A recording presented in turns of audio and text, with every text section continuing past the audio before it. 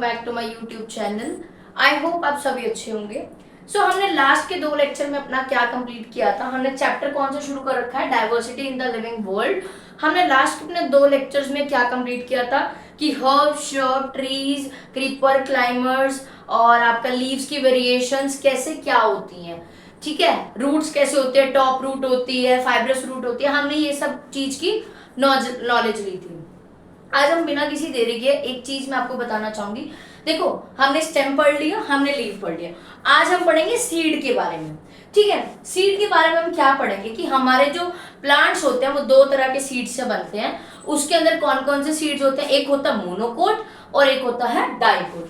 अब मोनोकोट क्या होता है, जिसके अंदर एक कॉटिलिडन हो, ठीक है। कॉटिलिडन में अभी आपको समझाऊंगी। और डाइकोट होता है जिसमें 2 कॉटिलिडन हो, ठीक है। यहां तक समझ आया कि मोनोकोट क्या है, 1 कॉटिलिडन, और डाइकोट क्या है, 2 कॉटिलिडन, ठीक है। अब कोटिलिडन का क्या मतलब होता है, आप मुझे बताओ कि जो वर्ड कोटिलिडन है इसका क्या मतलब होता है। देखो, इसका सिंपल से मतलब होता है कि seed leave. Just a second.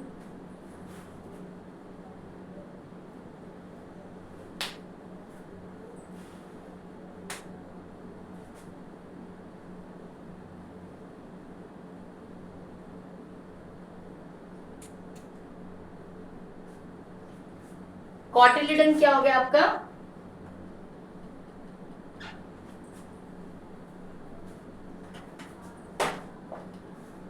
Seed leaf, ठीक है। सीड लीफ हो गया। अभी आपको कोटिलिडन दिखता कैसे, देखो बहुत इजी, मैं आपको इसमें वो बताती हूँ। जैसे मैंने आपको हर्ब, शब और उसका कनेक्शन बताया था फाइब्रस और टॉप रूट के साथ, वैसे ही इसका भी कनेक्शन है, बहुत इजी। अब कोटिलिडन को हम क्या कहते हैं,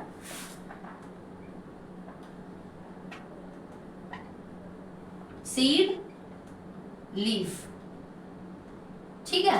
अब ये दिखता कैसे है, देखो ये दिखता कैसे है, जैसे आपने राजमा का दाना देखा है, राजमा का दाना इस शेप में होता है। रूट्स कैसे होते हैं, टॉप रूट होती है, फाइब्रस रूट होती है। हमने ये सब चीज की नॉलेज ली थी। आज हम बिना किसी देरी के एक चीज मैं आपको बताना चाहूंगी। देखो, हमने स्टेम पढ़ लिया, हमने लीफ पढ़ लिया। आज हम पढ़ेंगे सीड के बारे में, ठीक है। सीड के बारे में हम क्या पढ़ेंगे कि हमारे जो प्लांट्स होते हैं वो 2 तरह के सीड से बनते हैं। उसके अंदर कौन कौन से सीड्स होते हैं, एक होता है मोनोकोट और एक होता है डाइकोट। अब मोनोकोट क्या होता है, जिसके अंदर एक कॉटिलिडन हो, ठीक है। कॉटिलिडन में अभी आपको समझाऊंगी। और डाइकोट होता है जिसमें 2 कॉटिलिडन हो, ठीक है। यहां तक समझ आया कि मोनोकोट क्या है, 1 कॉटिलिडन, और डाइकोट क्या है, 2 कॉटिलिडन, ठीक है। अब कोटिलिडन का क्या मतलब होता है, आप मुझे बताओ कि जो वर्ड कोटिलिडन है इसका क्या मतलब होता है। देखो, इसका सिंपल से मतलब होता है कि seed leave. Just a second.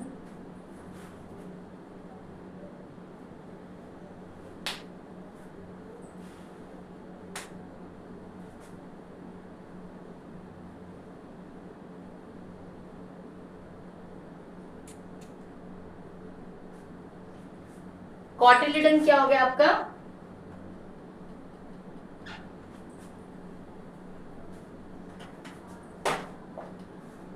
Seed leaf, ठीक है। सीड लीफ हो गया। अभी आपको कोटिलिडन दिखता कैसे, देखो बहुत इजी, मैं आपको इसमें वो बताती हूँ। जैसे मैंने आपको हर्ब, शब और उसका कनेक्शन बताया था फाइब्रस और टॉप रूट के साथ, वैसे ही इसका भी कनेक्शन है, बहुत इजी। अब कोटिलिडन को हम क्या कहते हैं,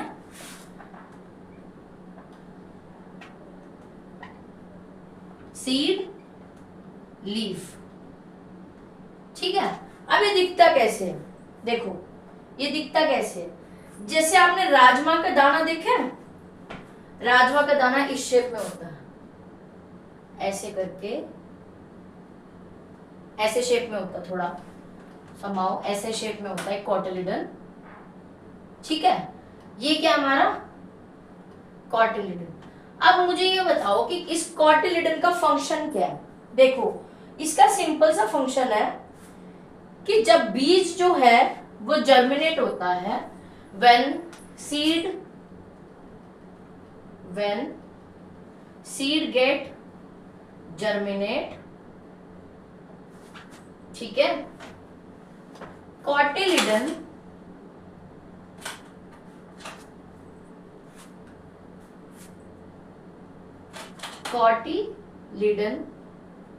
provides the food to the baby seed, ठीक है। कॉटिलिडन का क्या काम हो गया आपका कि जो आपकी कॉटिलिडन का क्या काम हो गया कि जो आपकी जैसे बीज जर्मिनेट होता है उसको क्या करना, फूड प्रोवाइड करना, ठीक है। कॉटिलिडन का क्या काम हो गया आपका, आपको फूड प्रोवाइड करना, ठीक है। अब देखो कॉटिलिडन क्या हो गया, देखो इसके अंदर एक ही बीज होता है, मोनोकोट में क्या हो गया 1 कॉटिलिडन और डाइकोट में क्या हो गया 2 कॉटिलिडन। अब इसको मैं प्रॉपर तरीके से आपको समझाती हूं कैसे।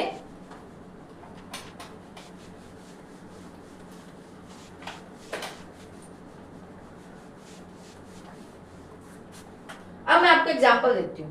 देखो जो मोनोकोटिलिडन प्लांट्स होता है, मोनोकोट प्लांट हो गया आपका, इसके मैं क्या समझ रही हूं, इससे मैं समझ रही हूं कि भाई मेरे पास जो है वो अपना प्लांट उगाने के लिए सिर्फ एक बीज है, एक बीज है, क्या है, एक बीज है। तो अब मैं उसको कैसे करूंगी एक बीज को। देखो राइस को हम पैदावार देते तो एक बीज से वो क्या एक ही बनती है ना, एक हम अलग अलग लगाते हैं लेकिन एक से ज्यादा नहीं बनती, ठीक है। सेकंड हो गया हमारा मेज हो गया हमारा मक्की, वो भी एक बीज से उगती है, ठीक है। थर्ड हो गया हमारा बनाना, इसमें भी एक ही सीड्स होता है, सीड ही नहीं होता वैसे तो इसके अंदर, ठीक है। उसके बाद हो गया ग्रास, ये हो गई हमारी मोनोकोट प्लांट। अब हो गया हमारा डाइकोट। डाइकोट से मतलब क्या हो गया हमारा कि 2 कॉटिलिडन्स होते हैं, क्या होते हैं 2 कॉटिलिडन्स, ठीक है। अब 2 कॉटिलिडन्स से कैसे समझेंगे हम, जैसे मैंगो हो गया, मैंगो, और आपका हो गया रोज मैंगो कैसे होगा कि देखो एक प्लांट पे कैसी किसी टहनियां आती हैं, कोई एक मैंगो यहाँ लगा है, एक मैंगो यहाँ लगा है। रोज में भी एक रोज यहाँ लगा है, एक रोज यहाँ लगा है। उसके बाद आ गया आपका नीम, एक यहाँ जा रहा है, एक यहाँ जा रहा है, तो वो अलग अलग सीड्स दे रहा है। एक आपका आ गया पी, मटर जो होते हैं पी, ये भी कॉटिलिडन है। इसको आप हाफ में जाके, अगर आप इसको हाफ में कट करके भी किसी गमले में लगाते हो ये तब भी उग जाएगा, ठीक है। यहां तक समझ आया आपको कि कॉटिलिडन और मोनोकोटिलिडन क्या होता है, ठीक है। सेकंड आपका आता है इसके बाद कि आप इसके अंदर डिफरेंस कैसे करोगे। जैसे मैं आपको एक बात बता रही हूं कि मैंने लास्ट टॉपिक में आपको एक कनेक्शन बताया था, कैसे कनेक्शन मैंने आपको ये बताया था,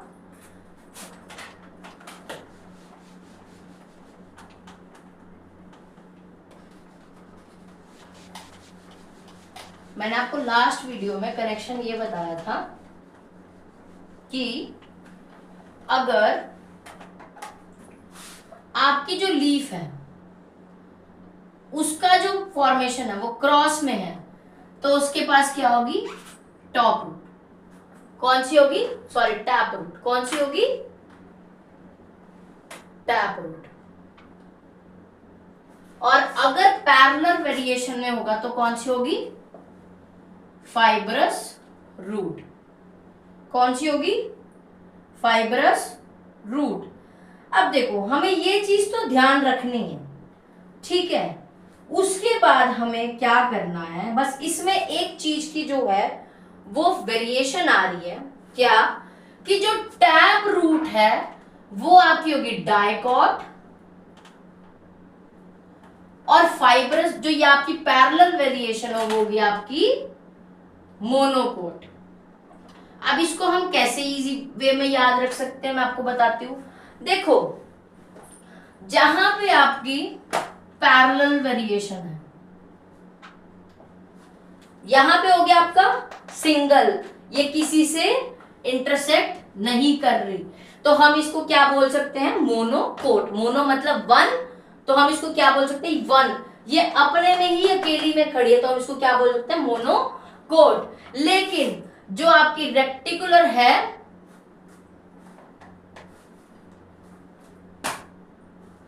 रेक्टिकुलर जो है वो आपकी क्रॉस कर रही है, वो दो जनों से होके निकल रही है, तो वो क्या होगी आपकी डाइकोट। डाई का मतलब होता है टू और मोनो का मतलब होता है वन। अगर आपका वेरिएशन पैरेलल है तो क्या होगा, वो आपका मोनोकोट हो जाएगा। अगर आपका वेरिएशन दो चीजों में क्रॉस हो रहा है या उससे मिलके बन रहा है, तो आपका जो वेरिएशन है वो कैसे चला जाएगा, सीड का या कॉटिलिडन का, डाइकोट। ठीक है, यहां तक आपको समझ आया।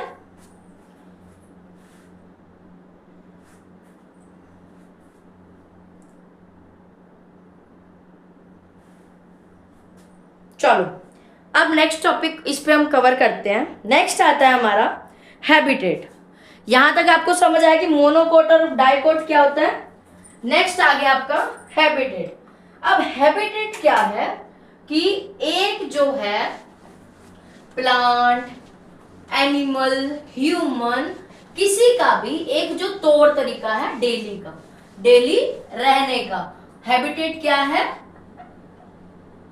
किसी भी ह्यूमन, बर्ड्स, एनिमल्स, प्लांट्स, कुछ भी हो, व्हाटएवर, उसका एक रहने का तरीका। रहने का मतलब नेचुरल होम, नेचुरल होम। जैसे फिश कहाँ रहती है, वाटर में, उसका नेचुरल होम क्या है, वाटर। लायन कहाँ रहता है, फॉरेस्ट में, उसका नेचुरल होम क्या है, फॉरेस्ट। टाइगर कहाँ रहता है, फॉरेस्ट में। ठीक है, अब पोलर बियर कहाँ रहता है, पोलर रीजन में, जो व्हाइट कलर के बियर होते हैं, पोलर बियर कहाँ रहता है, पोलर रीजन में। ठीक है, अब उसके बाद आपका डेजर्ट में, कैमल कहाँ रहता है, डेजर्ट में। तो बात अब ये आ रही है कि यहाँ पे माइनस में टेम्परेचर है, यहाँ में एक्सेस प्लस में टेम्परेचर है, यहाँ पे वाटर ज्यादा है, ऑक्सीजन लेवल कम है, यहाँ पे ऑक्सीजन भी है, पानी भी है, धूप भी है, बारिश भी है, सब कुछ है, फिर भी ये लोग अपनी हैबिटेट में ही जी सकते हैं। अगर हम फिश को वाटर से बाहर निकाल के फॉरेस्ट में डाल दे तो वो नहीं जी सकती, लायन को वाटर में डाल दे वो तब भी नहीं जी सकता, पोलर बियर को अगर हम गर्मी में ले आए वो भी नहीं जी सकता, और कैमल को अगर हम हाई टेम्परेचर पे ले आए वो नहीं जी सकता। तो क्या है, ये जो आपकी हैबिटेट्स हैं वो एक नेचुरल तरीके से है कि आपकी जो बॉडीज है या आपका जो उसका नेचर है वो वही सेम चीज अलाउ करेगी जिस चीज में आप पले बड़े हो। ठीक है, यहां तक समझ आया, ओके। अब नेक्स्ट आता है एडेप्टेशन। यहां तक आपको समझ आया, ये तो उनका नेचुरल तरीका हो गया। अब कुछ एनिमल्स, बर्ड जो है वो अपने आप को अडेप्ट कर लेते हैं। अडेप्टेशन मतलब कुछ स्पेशल फीचर्स वो ले आते हैं सर्वाइवल के लिए। स्पेशल फीचर्स फॉर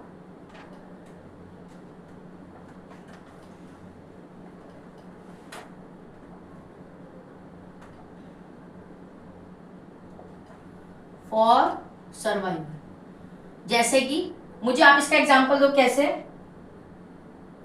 देखो क्या होता है कि फिश के पास कोई स्पेशल फीचर है जिसकी वजह से वो सर्वाइव कर रही है। तो फिश के पास क्या है, गिल्स है। क्या है, गिल्स, जिससे वो क्या लेती है, ब्रीथ करती है। क्या करती है, ब्रीथ कहां पे, वाटर के अंडर, वाटर के अंडर द वाटर। ठीक है, अंडर द वाटर। अब ऐसे ही ये आपका हो गया फिश का। आप मुझे होमवर्क में करके बताना कि जो डक है वो कैसे सरवाइव करती है वाटर में, और जो विंग्स हैं, ओ सॉरी ईगल है, वो कैसे सरवाइव करती है। ये आपका होमवर्क है, ठीक है। ये कैसे सरवाइव करती है ये आपने मुझे बताना है, ठीक है। सबसे पहला क्या हो गया, मैं आपको इजी सी बात बताती हूँ।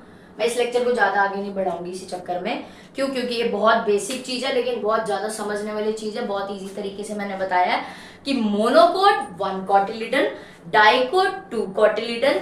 1 कोटिलिडन क्या हो गया कि जो कोटिलिडन क्या हो गया कि जब सीड जो है वो जर्मिनेट हो जाता है, उसके बाद जो बेबी सीड को फूड मिलता है वो कौन देता है, कोटिलिडन देता है। जैसे कि लास्ट लेक्चर में मैंने आपको एक कनेक्शन बताया था कि जो आपका रूट का, ये बहुत बेसिक चीज है लेकिन बहुत ज्यादा समझने वाली चीज है। बहुत इजी तरीके से मैंने बताया है कि monocot 1 cotyledon, dicot 2 cotyledon. 1 cotyledon क्या हो गया कि जो कोटिलिडन क्या हो गया कि जब सीड जो है वो जर्मिनेट हो जाता है, उसके बाद जो बेबी सीड को फूड मिलता है वो कौन देता है, कोटिलिडन देता है। जैसे कि लास्ट लेक्चर में मैंने आपको एक कनेक्शन बताया था कि जो आपका रूट का कनेक्शन जो मैंने लीव्स के साथ बताया था, वही सेम कनेक्शन मैंने यहां पे भी आपको बता दिया। कैसे कि अगर आपकी जो लीव्स की फॉर्मेशन है वो रेक्टिकुलर वेनेशन में है, तो उसकी जो रूट होगी वो टैप रूट होगी, ठीक है। अब यहां से आप इसको इजी तरीके से समझ सकते हो कि वो दो चीजें आपस में मिल रही हैं, तो वो कौन सा सीड प्रोड्यूस करते हैं, वो कौन सी कोटिलिडन में जाएंगी, डाइकोट में, ठीक है। और जहां पे पैरेलल वेनेशन है वो आपकी फाइब्रस रूट में जाएगी। और पैरेलल का मतलब होता है एक एक ऐसे इकट्ठे खड़े रहना, लेकिन कभी भी मिल नहीं सकते। तो एक एक का मतलब क्या हो गया, 1, तो वो किस में जाएगी, मोनोकोट में। उसके बाद मैंने आपको बताया कि हैबिटेट क्या होती है। हैबिटेट कुछ ज्यादा बड़ा वर्ड नहीं है, एक नेचुरल होम है जहां पे पर्सन सर्वाइव करता है। अब हमारी जो हैबिटेट है, अगर हम सपोज करो कि मैं सुबह उठती हूँ, मैं खाना खाती हूँ, मैं खाना खा पी के मौज मस्ती करके सो जाती हूँ, अगर उसी हैबिट के अंदर मैं कुछ और चीज ऐड कर लूं, तो वो मेरी हैबिटेट को, जो मेरी पिछले कई सालों से चलती आ रही है, वो इसको डिस्टर्ब कर देगी फॉर सम टाइम, ठीक है। मैं अब सर्दी में भी रह सकती हूँ, गर्मी में भी रह सकती हूँ, बारिश में भी रह सकती हूँ, क्यों, क्योंकि मेरा हैबिटेट ऐसा हो चुका है। अगर मैं एक फिश को कहूं कि आपने पानी से बाहर रहना है, क्या वो जिंदा रहेगी, बिल्कुल नहीं। अगर मैं एक लायन को कहूं कि तूने पानी के अंदर ही रहना, जैसे फिश रहती है, तो क्या वो जिंदा रहेगा, बिल्कुल नहीं। ऐसे ही बाकी एनिमल्स का भी एक अपना नेचुरल हैबिटेट होता है। जैसे हम कुछ चीज सह सकते हैं, वैसे ही उनकी भी हैबिटेट्स होती हैं कि वो किस टेम्परेचर तक सह सकते हैं, क्या वो खा सकते हैं, क्या वो पी सकते हैं, कहाँ वो सर्वाइव कर सकते हैं, ठीक है। उसके बाद आता है अडेप्टेशन। ये अडेप्टेशन होती क्या है कि कोई स्पेशल फीचर्स होते हैं अपने आप को सरवाइव करने के लिए। जैसे कि फिश के अंदर सांस, वाटर के अंदर हम तो नहीं ले सकते सांस, हमारा तो सांस बाहर हो जाता है, हम फिर एकदम से ऊपर जाते हैं कि भाई ठीक है अब ऊपर जाओ, अब सांस नहीं आ रहा, बिल्कुल अब ऑक्सीजन में जाओ। तो वहां उनके पास क्या है, फिश के पास गिल्स हैं, वो क्या करते हैं, ब्रीदिंग में हेल्प करते हैं, कहां पे, वाटर के अंडर। ऐसे ही डक के पास एक पेबल्ड फीट है, क्या है, पेबल्ड फीट है, जो कि उसको हेल्प करते हैं चलने के लिए और विंग्स जो है तैरने के लिए। ईगल के पास विंग्स हैं जिसकी वजह से वो फ्लाई करता है। कैमल के पास हम्प है, वो जो कैमल के ऊपर ऐसे करके उसका वो बना होता है ना, उसको हम्प कहते हैं, जिसके अंदर क्या होता है, इतनी उसको क्षमता होती है कि वो इतनी गर्मी डेजर्ट के अंदर वो चल पाता है। और बहुत सी चीजें ऐसी हैं जो आप एक बार को आगे ना ऑब्जर्व करके आना, कोई 5 या 10 एनिमल्स ऐसे रखना, प्लस उनकी हैबिटेट लिखना, और कोई 5 से 10 प्लांट्स ऐसे रखो और उनको आप ऑब्जर्व करो कि वो मोनोकोट है या डाइकोट है। टिल देन अभी मैं आपको इतना ही करा रही हूँ, उसके बाद हम नेक्स्ट टॉपिक जो है वो एडेप्टेशंस को और एक्सप्लोर करेंगे, और जो इस चैप्टर में है हैबिटेट्स को, एनिमल्स के एडेप्टेशंस कैसी हैं या उनका क्या रहेगा, मतलब क्या उनकी लिविंग डाइवर्सिटी है, हम उसको एक कल के नेक्स्ट पार्ट में क्लियर अप करेंगे। ठीक है। कल इस चैप्टर का लास्ट पार्ट होगा, उसके बाद हम अपना नेक्स्ट चैप्टर क्लियर करेंगे कि क्या है क्या नहीं। और इसके अलावा आपने मुझे ये होमवर्क करके जरूर ला के देना है। क्यों? क्योंकि जितनी आप उस चीज को ऑब्जर्व करोगे उतना ही आपको ज्यादा समझ आएगा। Till then thank you, have a nice day, great day. I hope आप सब बढ़िया होंगे अभी तक और आपको ये चैप्टर अच्छा लगेगा होगा। आप इसके अलावा शेयर, कमेंट, लाइक सब कुछ करके जाना, सब्सक्राइब करके जाना, ताकि आगे की वीडियोस जो है वो स्किप ना हो। Till then Radhe Radhe, have a great day, जय हिंद।